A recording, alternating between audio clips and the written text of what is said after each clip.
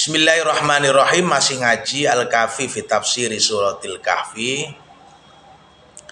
Tafsirul Jalalain, komentar daripada tafsir Jalalain tentang ayat ke-13. Nahnu nakusu ay naqra'u, yakni aku bacakan. Nakusu ay anaqra', aku bacakan. Alaika naba'um bil haq bisidqi, dengan benar, bil haqi ay bisidqi. Innahum fityatun amanu bi rabbihim wa zidnahum huda. Al-qasasu, topik tentang kisah. Al-qasasu jamak qas, itu adalah qasasu, itu adalah beberapa kisah. Wa tikrarul qasasi, dan mengulangnya, berulang kalinya kisah-kisah disebutkan fil Qur'ani, di dalam Quran. Hikmatun, ada hikmah azimatun, yang besar. Wa ghayatun, dan sasaran karimatun, yang mulia. Jadi berulang kali Allah menghadirkan kisah-kisah dalam Al-Quran. Tentu di sana ada hikmah, ada pesan terkirim lah, maksudnya begitu, yang besar sekaligus sasaran. Maksudnya apa sih? Ya, itu ada maksud dan tujuannya. Wa minha, sebagian daripada hikmatun adimah itu adalah izharon, menampakkan li fasahatil Qur'ani, pada kefasihan Al-Quran. Wa husni kalamihi, dan baiknya, apa itu, indahnya kalam Quran. Wa muwasolatin, dan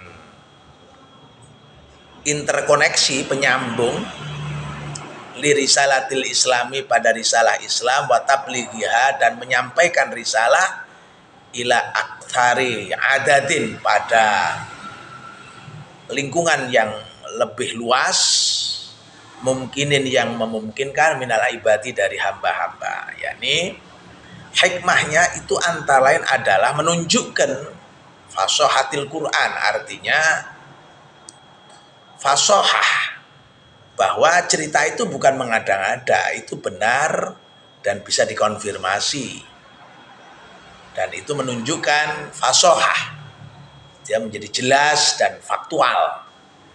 Dan juga di sana ada husnu kalami, menunjukkan indahnya tata bahasa Al-Quran, sekaligus sebagai relasi pada risalah Islam dan penyampaiannya pada spektrum yang lebih luas, ya, pada jangkauan komunitas yang lebih luas lagi. Wa tasbitan, dan juga sekaligus meneguhkan al-fu'ada, hati. Artinya hikmah yang lain daripada idharun li fasahatil Quran juga sebagai tasbit atau peneguh, seperti yang ada dalam surat Hud ayat 120.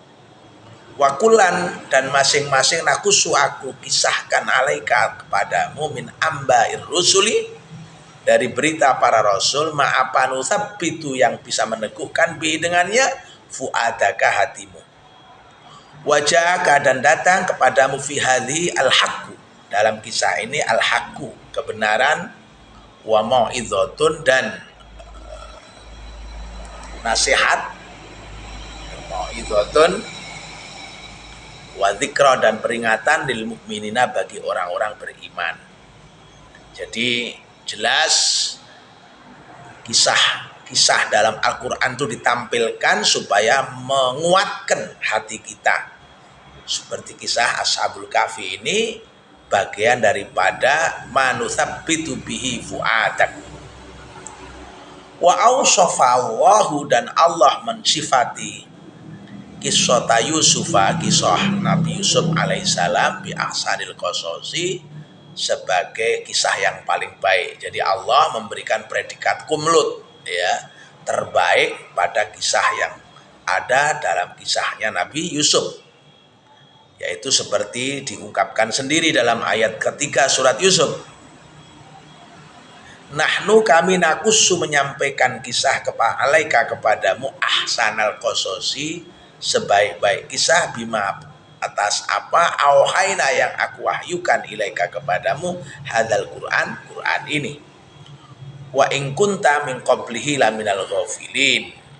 Ini adalah satu bukti di mana kita semua ini oleh Allah diberikan apa yang namanya kisah-kisah daripada Nabiullah Yusuf. Yang kisah Nabiullah Yusuf itu adalah ahsanal qasas, diberi sebuah predikat. Jadi sebagai ahsanal qasas wa in kunta, dan sesungguhnya engkau min qabli, sebelumnya itu laminal ghafilin, termasuk orang yang buta, tidak mengetahui alias lupa. Jadi kisah itu ditampilkan oleh Allah, ya, kisah daripada Nabi Yusuf itu sebagai komplotnya cerita, komplotnya kisah-kisah daripada kisah yang ada dalam Al-Quran, yang itu sudah banyak yang melupakannya ketika itu. Maka dihadirkannya kisah ini untuk mengingatkan kembali dan menjadikan sebuah pelajaran terbaik bagi kehidupan kita. Artinya kisah-kisah Al-Quran itu sangat aktual dan konteksnya bisa dibawa ke seluruh keadaan. Misalkan Ashabul Kahfi saja, kalau kita tarik ke sini, bisa jadi gua yang kita maksud bukan gua Kahfi seperti fisiknya di Jordania sana, tapi gua yang dimaksud adalah hijrah, misalnya lingkungan di mana kita berpindah dari satu keadaan zulumat, yaitu gelap, ilan nur, pada cahaya. Misalkan kalau dulu kayak gitu rolis itu misalnya, itu melakukan proses hijrah dari kehidupan yang serba bebas itu menuju kehidupan yang beragama, hidayah, ibadah, sampai kemudian wafatnya insya Allah husnul khotimah. Kita yakin husnul khotimah. Itulah kahfi-kahfi zaman sekarang ini. Alhamdulillahirabbil alamin.